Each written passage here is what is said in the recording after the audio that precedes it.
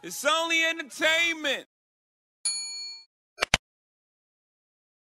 Welcome back to the Talking Hedge. I'm Josh Kincaid, capital markets analyst and host of your Cannabis Business podcast. Today, we've got a couple of guests, but before we get to that, we're going to talk about product development, all using artificial intelligence. So without further ado, we're going to show you a little bit of video about how you can go about doing something very similar to create a tangible physical product. I run a hedge fund using artificial intelligence and machine learning. That's more of a software. We're going to talk about physical, tangible products all today. And my inspiration was a stash box. So check this out. All right, so I took my inspiration from a stash box. We have all kind of seen these little portable stash bags, and they come in different shapes and varieties, right? Whether it's oil, whatever your case is, flour, maybe you want to dab, doesn't really matter. But I don't want to carry a bunch of stuff on me. So I took my inspiration. I want to make a stash box phone case. So taking something that's retro, because a big brick 80s phone is kind of retro, and we can turn that into a stash box. So let's just dive into that and see how. There are a couple of options for 3D printing. Either you can try to have ChatGPT create files for you, or you can buy a scanner. It depends on how much you're going to use it. They're not that cheap. If you look online, they're a couple $100. So that's going to be something that you're going to want to take a look at. If this is going to be something that you do as a hobby long-term, then buy one of these and 3D print a whole bunch. Otherwise, you might want to take a look at ChatGPT trying to create files for you. Next step is to create the step files for 3D printing a phone case for any particular type of phone. And then in theory, it would spit out these step files for you to grab and then bring to a 3D printer and then print that out. Once you're ready to print, you can go to a text-to-print provider. I haven't really been able to find one that's good. The alternative is to look at a maker space near you using 3D printing. Mine is called The Box in Burien. And then down below, you can see what they have available. So they'll have 3D printing that's available at my location. Worst case scenario, you can find some place like Rapid Made where you can send them the step files for that. And then hopefully the finished product is something that you're going to like. If not, it is a minimal viable product. So there's always that opportunity to make some tweaks and changes and then get that final product that you want.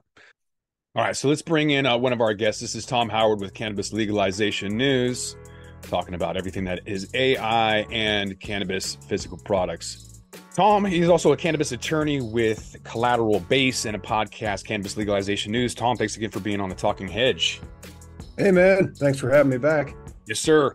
First question I'm going to ask you, man, are you using artificial intelligence at all or machine learning, either personally, professionally? And if so, how? Well, are we just going to restrict it to neural nets, or are we going to go to like just more automations? Because we use a lot of automation over at Collateral Base. We use it. We just created our incubators. And so now with social equity cannabis going in many different places, I have a 9% chance of winning a dispensary right now in Illinois. They're going to do a round later today.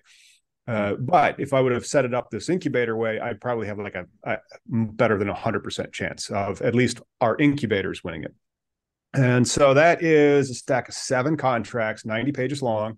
And there's automations that we built in there, but that's like simple custom fields and insertions of documents.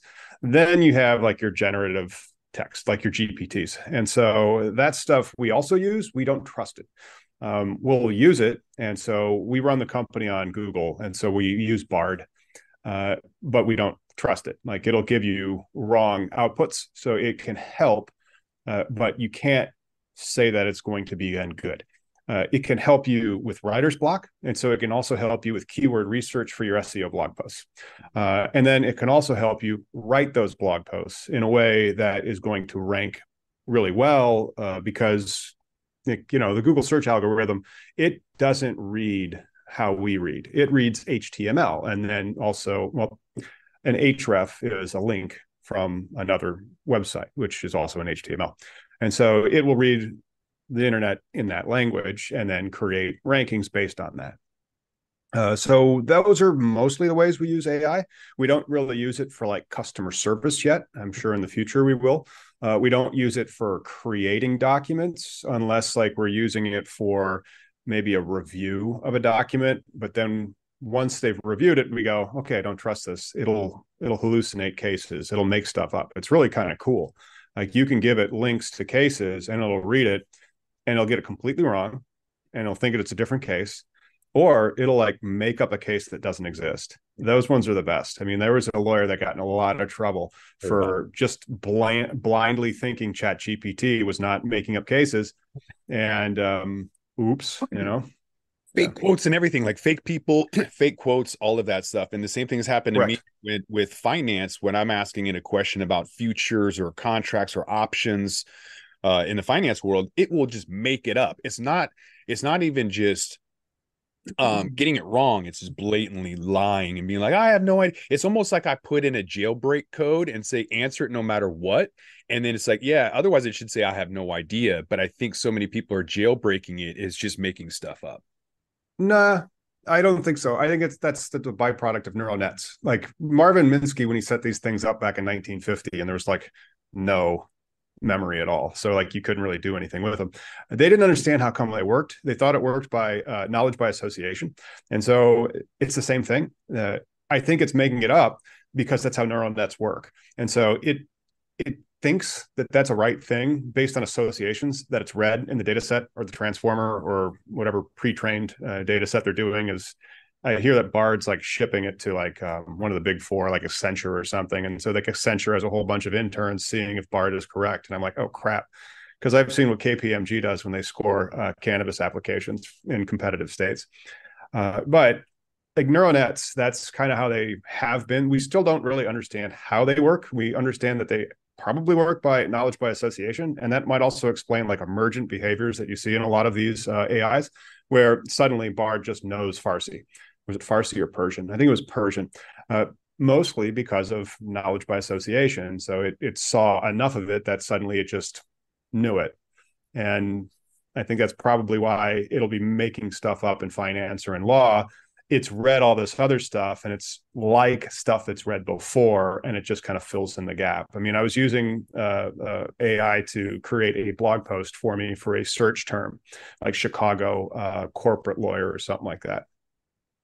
And it was making up lawyers to put in my office, probably because those lawyers that they were using to make it up and put in my office, they were like Barak Ferrazano, like a famous law firm in Chicago. So it was like Barak, and then they would match.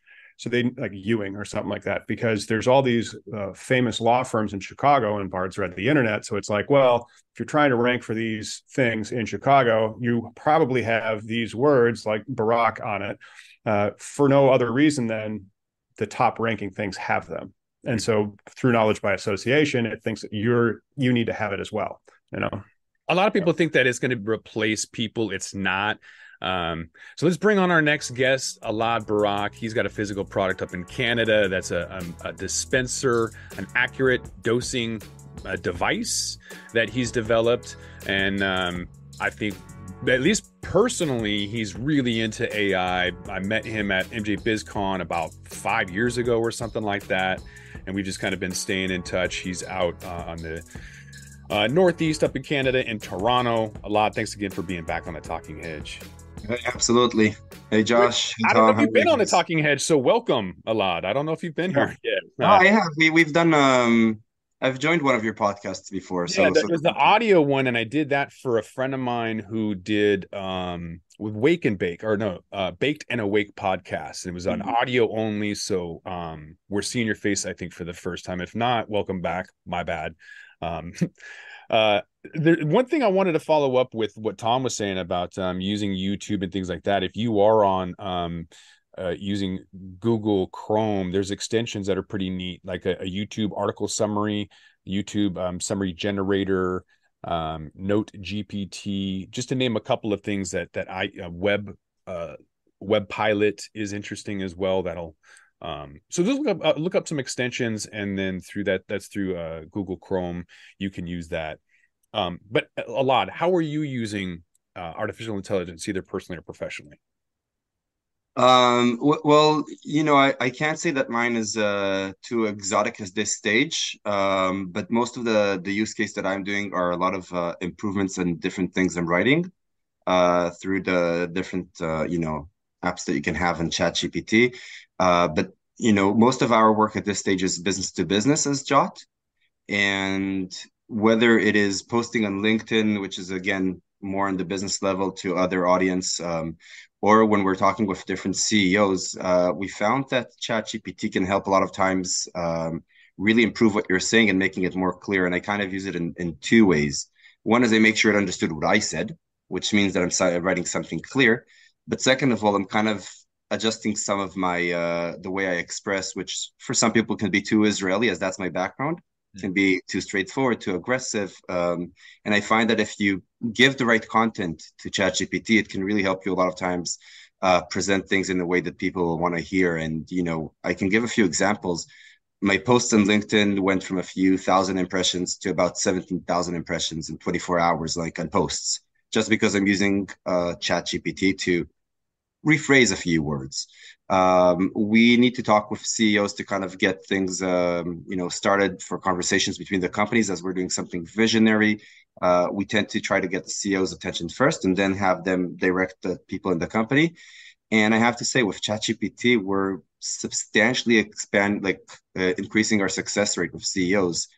So Are we're you not using keywords in SEO? I know that Tom's really good at that with podcasts and getting his SEO scores up, but how are you able to make that immediate drastic transition using ChatGPT? Was it just asking for keywords SEO, or what was your prompt? Well, it's more specific emails, and we kind of started like, hey, improve this email.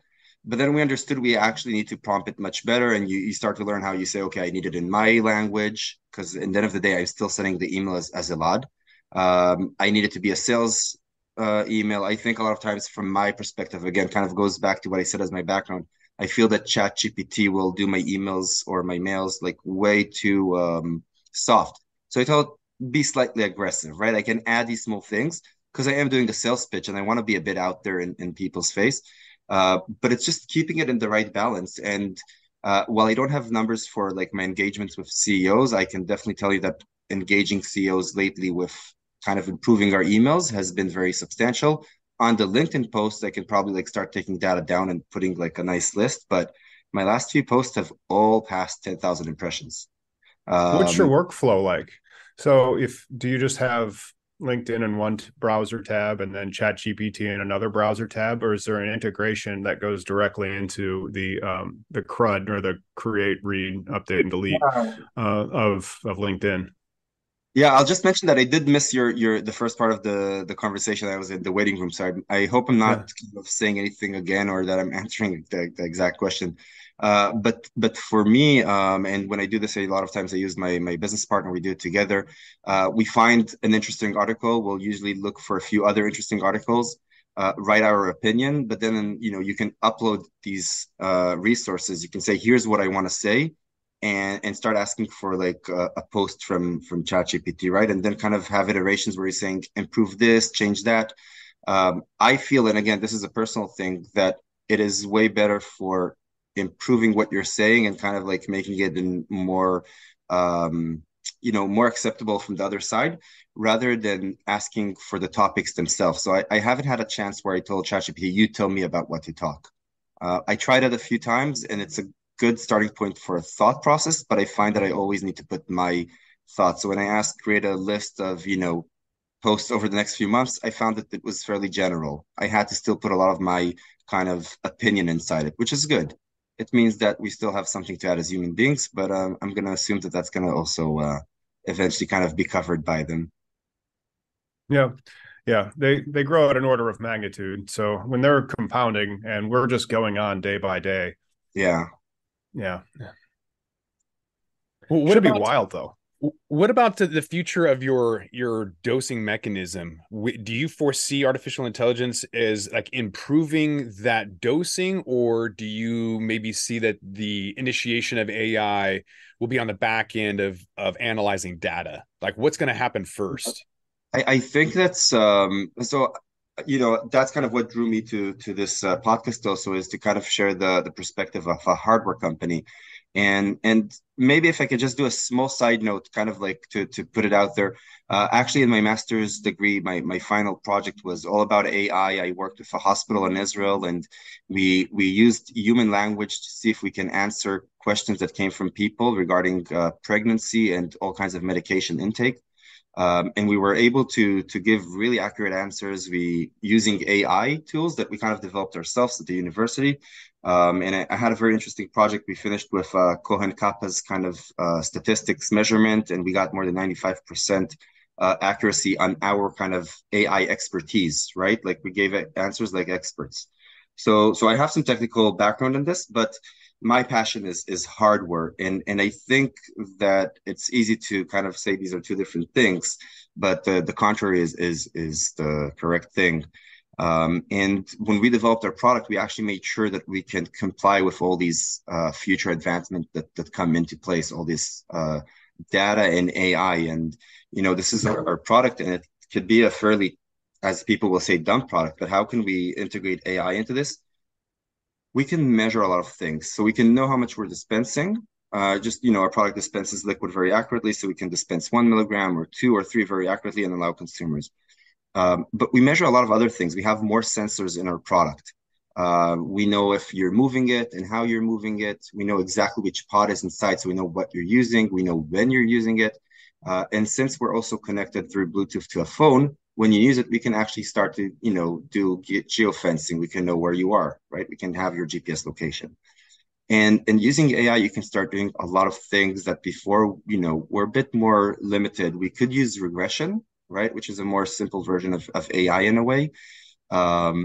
But now we can start saying, okay, you're using it for yourself, or hey, you're not at home and we see that you went to a place that you posted on Facebook as a party and you're using it multiple times.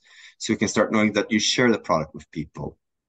We can start figuring out that you have sleeping issues and how you're using it. And essentially our answer, instead of being statistical, will be more customized, or, as I prefer to say, more personalized, right? You'll feel like a friend is talking with you and giving a recommendation that's based for you and not based for your statistical kind of segmentation. So that's high level of how we want to use it. So what does the company do then? I mean, I don't think that you've given us the introduction to the company and then like what its business model is. It's we talked about interesting LinkedIn tidbits and then some other tech stuff. But can you explain Jot for us? Yeah, absolutely. So essentially, what we have is a dispenser and pod ecosystem. These are our first partners. We don't touch the cannabis plant. We're a hardware company. So we sell these pods empty to companies. They fill them with liquid cannabis. And then when you slide it in, this dispenser can actually turn on. And it's a bit difficult with the screen and the share screen, but I can actually choose my milligrams, as you can see here. And, I can change it to 3, 4. And when I'm ready, I put it above my drink. I'll press a button. And I don't know if we'll see this, but I don't know if you could see this in the camera, but I got a drop. Okay. And yes.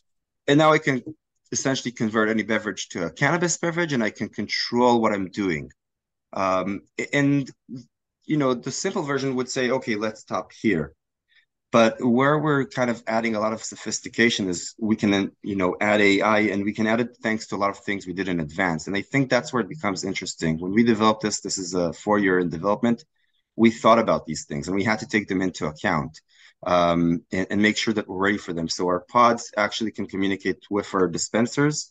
So they actually know exactly what's inside. When we dispense, we know exactly how much we're dispensing. So if you start with 100 milligrams and you dispense 5 milligrams, I know you have 95. But we have way more than that. We know if you're moving the product. We know where you are physically. We know what time it is.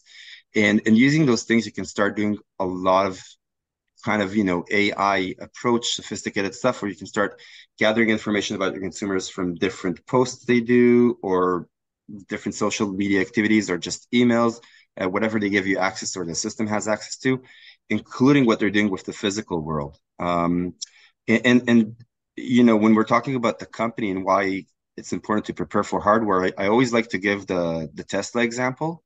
If any of you has a Tesla, then you might know that your Tesla has all the hardware needed to self-drive. It has the cameras, the sensors, the controls. What it's missing right now is one bit that says you're allowed to self-drive. because Tesla is still improving their self-driving software. But let's say tomorrow they reach that goal and they're like, okay, we're happy. Our software knows how to self-drive, or artificial intelligence is good enough.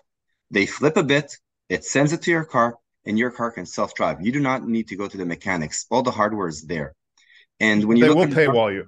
They will say that'll be $15,000 for that the is a software business, upgrade. but that is a Yeah. business restriction, not a science or like a technology restriction. Yeah. They've done the steps in advance, so they can charge you that and actually make a lot of money of it because you don't need to go to the mechanics and install another camera or another sensor, whatever it would be. And we took this exact same approach. We made sure that our product has everything it needs to. So when AI becomes more available, because again, we're not the AI developers, but we can very efficiently implement it in our product. And if you have a product, you do not need to go and buy a new one. Your existing one will know how to work with it. And I think that's a tip that I feel I can give to other hardware companies, right? Is make sure that you're ready for those things, and you're not just developing your hardware company now. Oh, there's AI. How will I mix them? We're actually ready for that without developing the AI at all. Just preparing the product to support it. That's the perfect transition to say or ask, what should they be ready for? To recap, people can already use artificial intelligence for simple things like improving their LinkedIn profile or posts or podcasts that we've already explained with SEO, keyword friendly, and creating the names or descriptions or content. Competitive market analysis. It could do a lot of those things, create business plans. There's so many things, but what do you guys foresee it doing in the future that it's not already doing? There's plenty of people who don't even know how to get to ChatGPT, which is openai.com. So Tom, starting with you, man, what's your perception or crystal ball prediction for how the cannabis industry will use AI? Oh, again, I still think that that's too siloed of an understanding, and so as the AI continues to get more and more powerful and continues to double and grow as orders of magnitude or in an exponential way, it will understand us substantially better. And so it's already happening with computer science and algorithms already. And so the AI and then the engineers like Microsoft and Google are publishing papers at a faster and faster pace. And then they're going to have transformers filled with like all the medical literature, or all the way the proteins fold. And it's going to help us start developing drugs at a faster and faster pace. And then eventually it's going to get to a point where it's going to allow us to understand nanophysics and nano fabrication. So like it'll revolutionize manufacturing, because like right now in our bodies, there is some wonderful nano manufacturing that we really don't understand based on DNA. And so it will just eventually create a world where it may be like whatever reality you really want to have. And so like Apple might have like a product in 15, 20 years, like Apple Skin. And so like it would just have complete interface with yourself and make sure that you're fine. It's going to get weird. I'm using AI right now for cannabis to ask, okay, here's 2 strains. I've never heard of them. Everyone's crossing. I have no idea. So I'll say, okay, learn, I'll go to Leafly or whatever, learn what this strain is, learn what that strain is. And based on what I'm looking for, euphoric, energetic, uplifting, sativa, which one is the best for my profile? And then it'll, spit something out. Maybe it's accurate. Maybe it's not. Yeah. Healthcare, I think is going to be big. And so it'll know the cannabis plant very, very well. And then it'll be able to match to patients' needs at a much better pace than it does right now. I also think, maybe on the shorter term, I was kind of looking on the supply chain before to kind of think where are we seeing AI and where we're not seeing AI.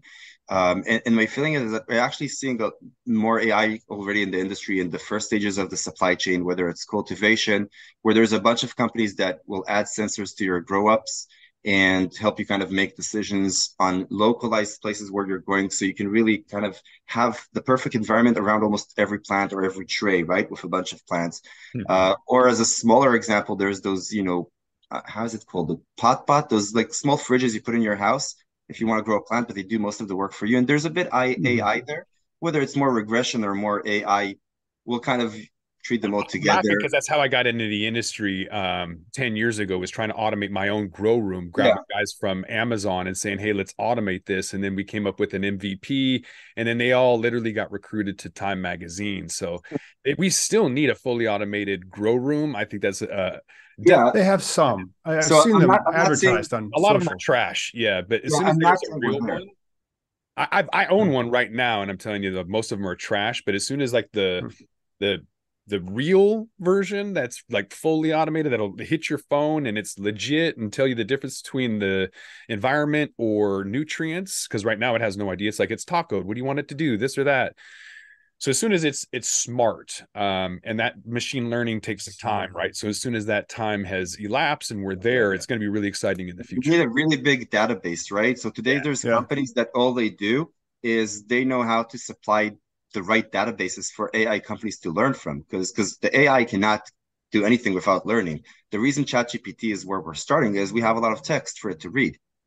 But you're asking for something that's a bit more niche. But if you take, I don't know, 20, 30,000 of these fridges and start collecting some data from people like you, I like this, I didn't like this, this was good smoke, this was not smoke, THC levels, maybe we can start connecting the dots. But in any case, I think we're seeing something there at some level. We're seeing something at processing, and distribution is fairly, a widespread thing. It's not only a cannabis thing, but we know there's AI in distribution. Like I've used all kinds of regressions for distribution in the aerospace industry 15 years ago. So there's nothing new there.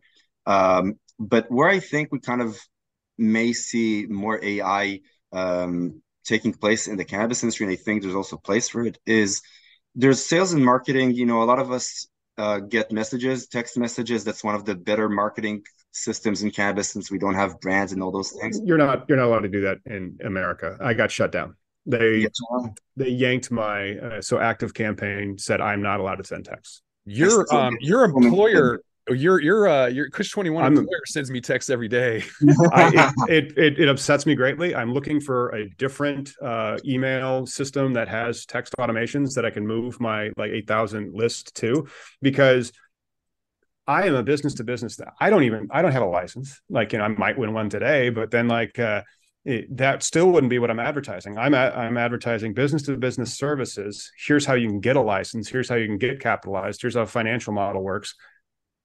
Not allowed to. And so I got shut down from Linktree. I got shut down from Stripe, and then I got shut down from Twilio for sending text messages. So I'm not registered on many of these things, but one of them I'm registered. It's a friend's store here in Little Italy, Spirit Leaf, and I get his text messages. And I like it because I like to follow what his store is doing, and he helps us a lot as a company. So there's like a good relationship there. And when I get his text messages, they're usually either for everyone, or there's some statistical, decision on why to send it to me. But it wasn't written for me. It's not unique for me. So it will send me things and products that I don't use.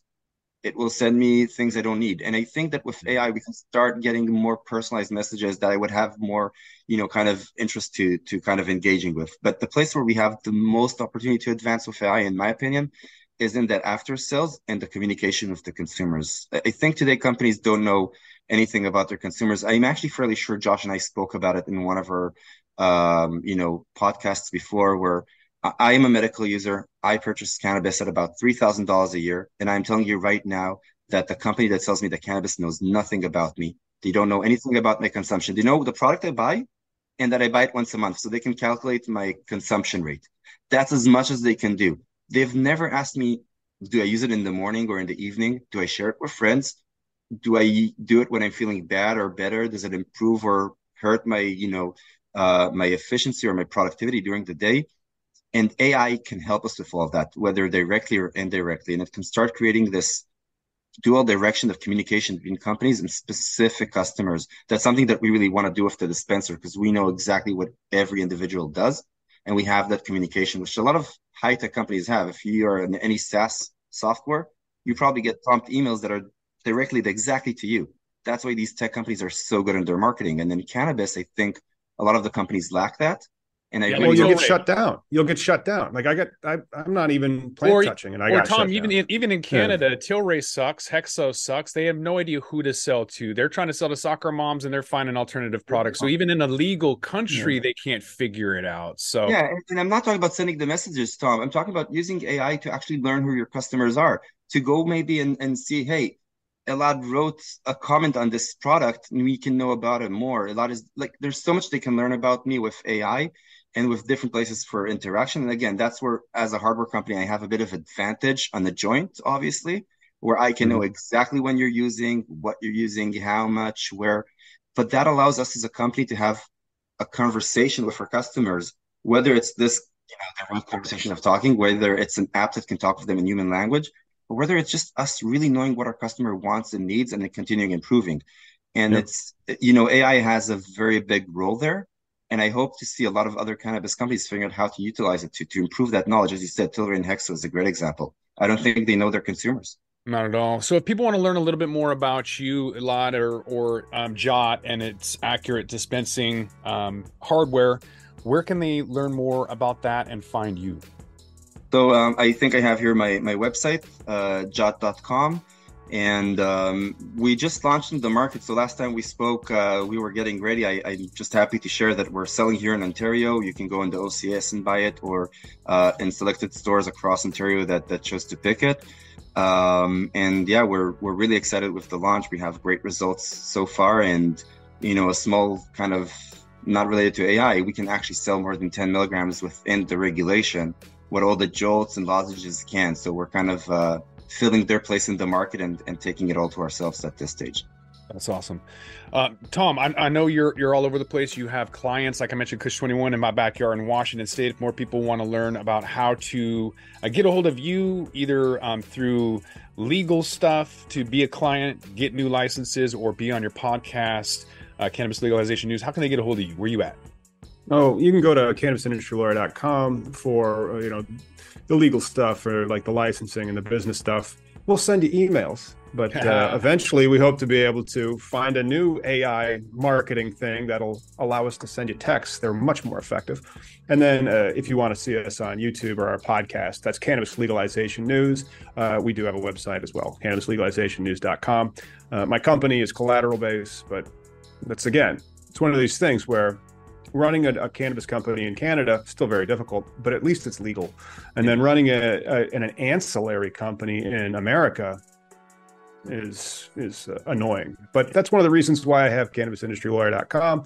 That's not the business name. Business name's collateral base, because bankers love collateral. Mm-hmm. Yep. My banks have no idea what I'm doing. But with that, I think we're going to roll this one up. So I want to thank my guests, Elad Barak and Tom Howard. Appreciate you guys being on the Talking Hedge. I'm Josh Kincaid. This is the Talking Hedge. Don't forget to like, share, and subscribe, or don't. And I'm out. Don't forget to smash that like button on your way out and check out these other videos that we've got.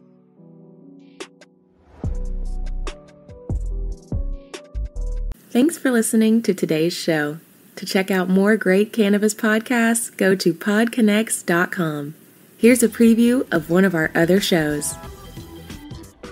I'm Larry Mishkin, and I'd like to invite you to join Rob Hunt and me on our weekly podcast, The Deadhead Cannabis Show. Each week, we explore the latest cannabis and jam band news and reminisce with other deadheads and jam band lovers about the great musical acts that we've seen and heard. Check out a new episode every Monday.